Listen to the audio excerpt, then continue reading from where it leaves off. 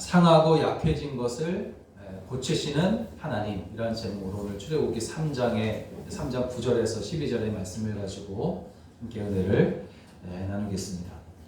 마태복음 9장 35절을 보면 주님은 모든 병과 모든 약한 것을 고치시는 분이시다, 그렇게 이제 말씀하고 있고, 8장 17절에서는 우리의 연약한 것을 친히 담당하시고 병을 짊어지셨도다 함을 이루려 하심이더라 하면서 이사야 선지자를 통하여서 우리에게 말씀하고 있는 것을 볼 수가 있습니다. 이것을 볼 때 우리 주님은 우리 가운데 오실 때에 우리의 모든 병과 모든 약한 것, 그런 연약한 것들을 고치시려고 오셨다라는 사실을 알 수가 있습니다. 여러분, 우리는 모두가 다 연약한 사람들입니다. 전에도 연약한 사람들이었지만 코로나 시대를 살아가는 지금 우리는 우리의 그 연약함은 훤히 여지없이 드러나고 있음을 부인할 수가 없습니다. 그런데 우리만 이렇게 연약한 것이 아니라 성경을 보니까 성경에 나오는 유명한 사람들도 주님께서 그들을 만나주시고 그들을 사용하기 전까지는 모두가 다 연약한 사람들이었다. 어쩌면 우리보다 더 연약해 있었던 사람들이었다는 것을 우리가 발견할 수가 있습니다. 오늘 말씀을 나누려는 모세도 마찬가지예요. 이 모세는 우리에게 너무나도 잘 알려져 있는 아주 유명한 사람입니다. 모세는 40년 동안 애굽의 왕자로서 부하 권세를 다 누리며 살았던 사람이었습니다. 그러나 한순간의 잘못으로 인해서 그는 광야로 도망쳐야 했으며 또 40년 동안 양을 치며 그 광야를 떠도는 그런 신세가 된 사람이 바로 모세입니다. 그때 그는 사람들에게 잊혀진 존재가 되었고 무기력한 사람, 연약한 사람이 되었어요. 애굽의 왕자로 있을 때에는 무서울 것이 없었는데 자기 백성을 구원해낼 사람도 자신밖에 없다는 생각에 사명감에 불타오르는 사람이 바로 모세였단 말이죠. 그런데 그가 광야에서 양을 치며 40년을 지내는 동안 깊은 무력감에 그는 빠지게 되어지고 실패했다는 생각에 사로잡히게 되는 겁니다. 그의 몸과 마음은 상할 대로 상했고 연약해진 것입니다. 그래서 하나님께서 부르셨을 때에 그는 하나님께서 명하신 일을 할 수 없다라고 그렇게 거절합니다. 귀찮아서 거절한 것이 아니에요. 지금 자신에게는 민족을 구원할 만한 능력이 손톱만큼도 남아있지 않다는 그런 생각이 그의 마음에 있었기 때문이에요. 그래서 변명하기를 나는 혀가 둔한 사람입니다. 말을 잘 할 수 있는 사람이 아닙니다. 거절했어요. 출애굽기 4장 10절을 보니까 모세가 여호와께 고하되 주여 나는 본래 말에 능치 못한 자라 주께서 주의 종에게 명하신 후에도 그러하니 나는 입이 뻣뻣하고 혀가 둔한 자입니다. 그렇게 말합니다. 그런데 하나님은 내가 너에게 할 말을 가르쳐 줄 것이다 하시면서 모세의 이러한 이 구차한 변명을 그대로 받아주시는 거예요. 그러자 또다시 모세는 뭐라고 말하냐면 주여 보낼 만한 자를 보내소서 하면서 이번에는 아주 매몰차게 하나님의 그 명령을 거절하는 겁니다. 이렇게 모세는 하나님께 불순종하는 것처럼 보입니다. 그렇지만 한편으로는 모세가 그 긴 세월 얼마나 큰 상처 속에 살았으면 감히 하나님께 이러한 말을 했을까 이해도 어느 정도 갈만합니다. 더구나 하나님께서 완강하게 거절하고 있는 모세를 어떻게든 고쳐 쓰시려는 것을 보면 모세가 악한 마음 또 이제 반항하는 마음을 가지고 거절하는 것이 아니라 마음이 몹시 상처 입고 연약해져 있었다는 것을 아셨기 때문에가 아닌가 그렇게 또 생각을 해봅니다.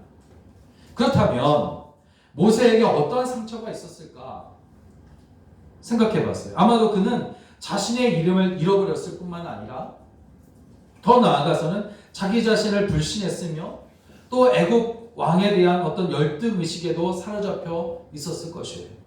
무엇보다도 나는 할 수 없다 하는 이런 무기력, 병에 걸려 있었을 겁니다. 그런데 하나님께서 그를 포기하지 않으셨기에 그의 모든 상처와 약한 것이 고침을 받을 수가 있었다는 거죠. 바로 여기에서 이제 하나님께서 상하고 약한 것을 어떻게 고치시는지를 알 수가 있습니다. 우리도 모세처럼 무기력증 또는 패배의식 또는 비교의식 또 열등의식과 같은 부정적인 요소들을 비롯해서 지금 우리를 힘들게 하는 이런 모든 것들이 우리의 몸과 상처, 마음의 상처를 입혀서 정말 주께서 기뻐하시는 삶을 살기 힘들게 하고 있는 것이 사실입니다. 그러나 이러한 우리라도 포기하지 않으신 주님이시기 때문에 그 주님은 정말 모든 건축자들이 버린 돌로서 진 모퉁이에 머릿돌이 된 분이시기 때문에 우리를 고치시고 다듬으셔서 존귀하고 특별하게 사용하신다는 겁니다.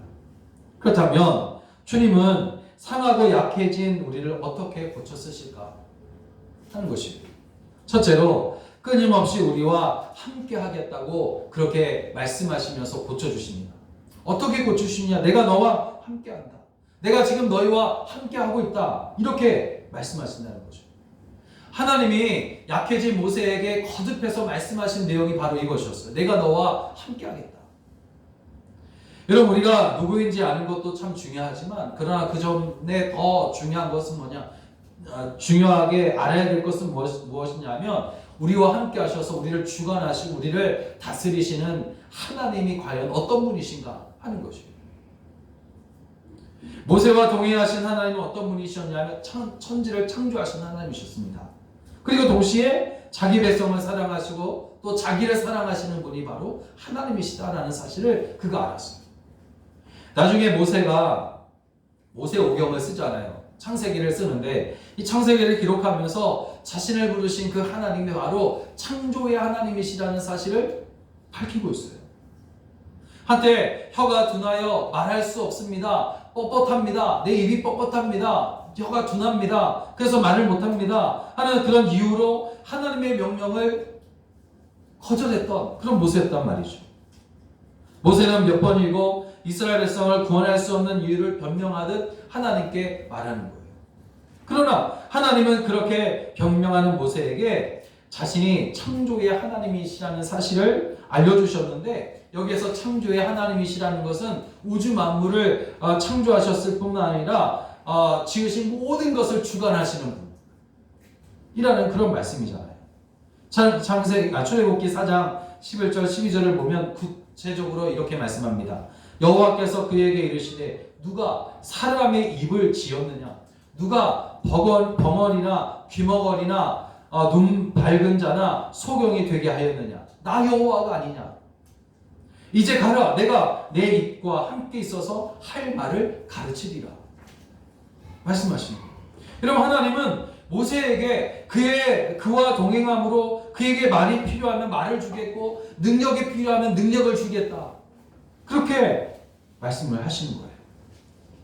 여러분, 아무것도 가진 것이 없어서 어떤 일도 할 수 없다고 하는 사람도 하나님께서 나와 함께 하심을 내가 믿습니다. 하나님께서 나와 동행하심을 나는 믿습니다. 하나님은 여전히 나와 함께 하시고 계심을 나는 믿습니다. 하는 믿음의 고백을 하게 될 때에 그는 모든 것을 가진 사람이 되어서 능치 못할 것이 없게 되는 그런 사람이 되는 줄로 믿으시기 바랍니다.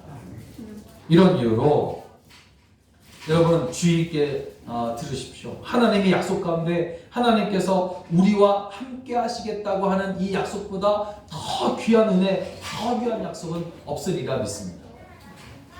이보다 더 큰 약속이 어디 있어요? 나와 함께 하겠다고 하시는데 여러분, 하나님은 모세가 죽은 후에 두려워하고 있는 여호수아에게 나타나셔서 같은 약속을 하셨어요. 여호수아 1장 5절을 보면 너의 평생에 너를 능히 당할 자가 없으리니 내가 모세와 함께 있던 것 같이 내가 너와 함께 하리라. 내가 너를 떠나지 아니하며 너를 버리지 아니하리라. 할렐루야. 또 여호수아 1장 9절에 보니까 내가 내게 명한 것이 아니냐. 마음을 강하게 하고 담대히 하라. 두려워 말며 놀라지 말라. 내가 어디로 가든지 내 하나님 여호와가 너와 함께 하리라 하십니다. 여러분, 그러므로 우리는 함께하고 있다는 하나님의 이러한 약속하신 말씀을 우리는 꼭 붙잡아야 합니다. 지금 더욱 이 약속을 우리는 붙잡아야 된단 말이에요.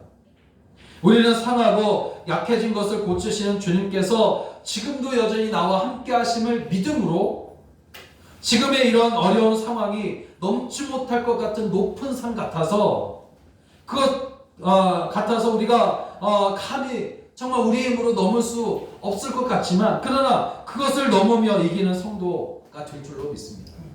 어쩔 때에 바로 주께서 나와 함께 하심을 내가 믿나이다. 주께서 나와 동행하심을 나는 믿나이다 하는 이런 고백이 바로 이러한 능력 있는 사람이 되게 하는 줄로 믿습니다. 오늘도 여러분 다시 한번 이런 마음속에 주께서 나와 함께 하시니 걱정할 것이 없다는 이런 믿음의 고백으로 승리하는 여러분 다 되시기를 주의 이름으로 축원합니다. 두 번째는 상하고 약해진 것을 고치시는 주님은 어떻게 우리를 고치시냐면 응원해 주시는 거예요. 우리를 응원해 주셔요. 여러분 가만히 생각해 보세요. 쉬운 일이라도 혼자서 하면 그것은 어려운 일이 되지만 그러나 힘든 일이라도 전심으로 응원하는 사람이 한 사람이라도 있으면 그것은 쉬운 일이 되기 마련이에요. 하물며 하늘에 계신 우리 하나님께서 우리의 응원자가 되신다면 응원자 되심을 우리가 믿는다면 가장 힘든 일이라 할지라도 그것을 능히 우리는 할 수 있게 되는 줄로 믿습니다.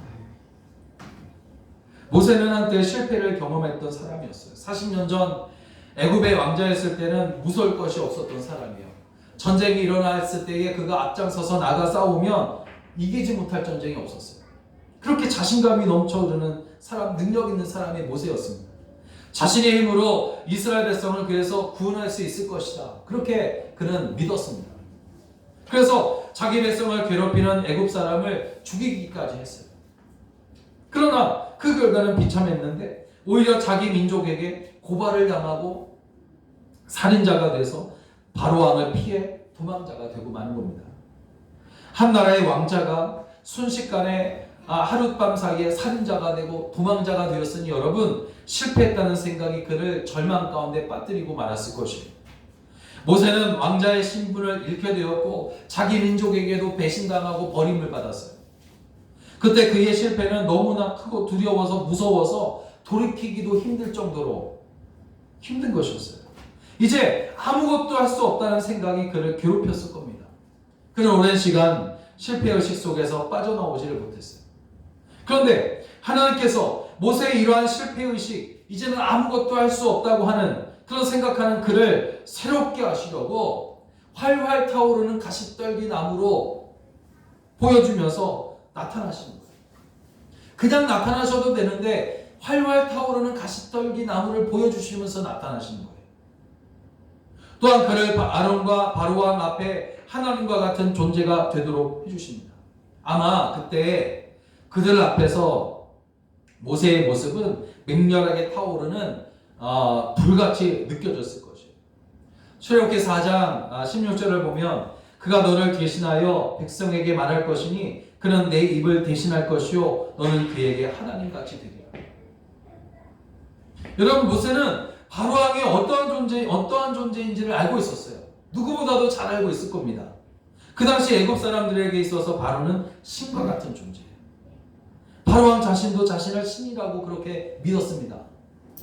그런 바로 앞에 나아가서 그와 대면하고 그를 설득한다는 것은 정말 목숨을 내놓는 일이 분명해요. 그래서 모세는 할 수 없다고 하며 보낼 만한 사람을 보내라고 그렇게 하나님께 말한 겁니다. 그러나 하나님은 두려워하는 모세를 바로왕에게 신과 같은 존재가 하나님과 같은 존재가 되게 할 것이다. 그렇게 말씀하세요. 출애굽기 7장 1절을 보면 하나님께서 모세를 처음 부르셨을 때 하신 그 말씀을 다시 반복해서 하시는데 여호와께서 모세에게 이르시되 볼지어다 내가 너로 바로에게 신이 되게 하였은즉 내 형 아론은 내 대언자가 되리라. 또 다시 이제 같은 말씀을 하세요. 여러분 하나님이 우리와 함께 하시면 우리와 싸워 이길 자는 아무도 없게 되는 줄로 믿으시길 바랍니다. 이렇게 하나님은 우리와 함께 하시면서 우리가 약해질 때마다 상처 입을 때마다 그냥 내버려 두지 아니하시고 곁에 서셔서 응원하시고 있다는 사실을 여러분 믿으십시오. 주님은 여러분 지금 더욱 힘주어서 결코 너희를 해할 자가 없다. 내가 너희를 그들 앞에서 신 같은 존재가 되게 하리라 하시면서 우리를 계속해서 연약해지고 있는 우리를, 상처 입고 고통당하고 있는 우리를 옆에 서셔서 응원하시고 계시는 줄로 믿으시기 바랍니다. 주님은 계속해서 그렇게 우리를 응원해 주십니다. 너 혼자가 아니다. 내가 너와 함께하고 있다. 너를 그들 앞에서 신과 같은 존재가 되게 할 거다. 응원해 주십니다. 또한 빌립보서 4장 13절에서는 내가 능력 주시는 자 안에서 내가 모든 것을 할 수 있다 하시면서 구하고 찾으며 두드리는 우리에게 능력 주심으로 모든 것을 할 수 있게 하겠다고 약속해 주시고 있어요. 그러므로 여러분, 더 이상 우리는 실패 의식에 빠져서 꼼짝 못하는 그런 사람이 되는 것이 아니라 정말 내게 능력 주시는 자 안에서 모든 것을 할 수 있다고 선포하며 고백하며 무엇을 하든 여러분 자신 있게 하는 성도가 되시기를 주의 이름으로 축원합니다. 모세가 바로 이러한 하나님의 약속을 가지고 바로왕 앞에 쓴 거 아닙니까? 내가 너를 그들 앞에서 신 같은 존재가 되게 하리라. 오늘 여러분, 세상에 수많은 어려운 환난들, 또 우리를 괴롭게 하는 그 모든 것들, 우리를 난관 속에 빠뜨리는 그런 모든 것들이 아무리 크고 정말 아까도 말씀드렸던 것처럼 넘지 못할 그런 산과 같은, 그런 높은 산과 같다 할지라도 주께서 나와 함께 내가 너와 함께하고 있다. 내가 너를 그들 앞에서 신 같은 존재가 되게 하겠다 하시면서 계속해서 우리를 옆에서 힘이 응원해 주시는 우리 하나님이시기에 우리는 그 모든 것들을 이기고 높은 산이라도 넘을 수 있는 그런 능력의 사람이 되는 줄로 믿습니다. 이러한 정말 응원해 주신 우리 주님을 여러분, 이 상황 속, 이 환난 속에서 다시 한번 만나게 되시기를 주의 이름으로 축원합니다. 마지막으로 너는 내게 특별하다 그렇게 말씀하시면서 우리의 상하고 약해진 것을 고쳐주시는 거예요. 너는 내게 특별하다. 모세는 비교의식 속에서 늘 기로했을 겁니다. 형 아론과 비교했을 때 그는 혀가 둥근한 사람이에요. 말을 못하는 사람입니다. 바로왕과 비교했을 때 또 어때요? 그는 애굽의 노예 민족이었던 히브리 여인의 버려진 아들이었어요. 아들에 불과했습니다. 그래서 왕자였을 때에 더 많이 배우고 더 많이 훈련하고 더 뛰어난 그런 사람이 되려고 얼마나 많은 노력을 했을까 아마 상상이 가요. 자신의 이런 치명적인 약점을 가리기 위해서 엄청난 노력을 그는 40년 동안 했을 겁니다. 말 못하는 여러 가지 사정들이 그에게 있었을 거예요. 여러분, 하나님은 우리 각 사람을 독특하게 만드신 줄로 믿습니다. 그리고 각 사람에게 필요한 재능과 은사와 재능을 주셨단 말이죠. 기질을 주셨어요. 또한 각 사람과 각 교회에게도 바로 이런 필요한 것들을 주신 줄로 믿습니다. 우리 한 사람이 천하보다 귀하다, 천하보다 귀한 한 생명이다 라고 말씀하실 때에 그것은 우리 한 사람 한 사람이 다 하나님께 귀한 존재라는 거죠. 하나님의 사랑을 받는 존재라는 것을 우리에게 알려줍니다. 그러므로 여러분, 우리가 비교의식을 가지고 불안해하는 그것은 하나님의 의도가 아니라 우리를 무너뜨리려고 하는 사탄의 의도에서 비롯된 것임을 우리는 알아야 합니다. 사탄이 우리를 유혹하고 넘어뜨리려고 할 때 자주 사용하는 방법이 그래서 비교하는 거라고 그러잖아요. 루시퍼는 천사장이었지만 비교의식을 가짐으로 하나님께로부터 쫓겨난 사탄이 된 존재가 바로 루시퍼예요. 이사야 14장 14절 15절을 보면 루시퍼가 사탄이 된 이유가 비교의식 때문인 것을 알 수 있는데, 내가 지극히 높은 곳에 가서 지극히 높은 자와 함께 비기리라. 비교해보겠다라는 거죠. 그러나 이제 내가 음부 곧 구덩이의 맨 밑에 빠치우리로다. 비교했더니 그가 사탄이 되어버린 거예요. 이런 비교의식은 하나님께서 주시는 의식이 아닙니다. 물론 우리가 이제 더 성숙해지고 더 뛰어난 사람이 되기 위해서 어떤 훌륭한 위인과 비교할 때는 그것이 우리에게 긍정적인 어떤 영향을 끼치기는 하겠지만, 그러나 그것이 아니라면 다른 사람과 비교하는 것은 아주 위험한 일이라는 거죠. 비교는 왜 위험하냐면 꼭 나보다 더 잘난 사람과 비교하려고 하기 때문이에요. 비교하면 내 떡보다 남의 떡이 더 커 보여요. 같은 집이라도 비교하게 되면 내 집이 다른 사람 집보다 작아 보이는 거예요. 같은 거라도, 같은 집이라도.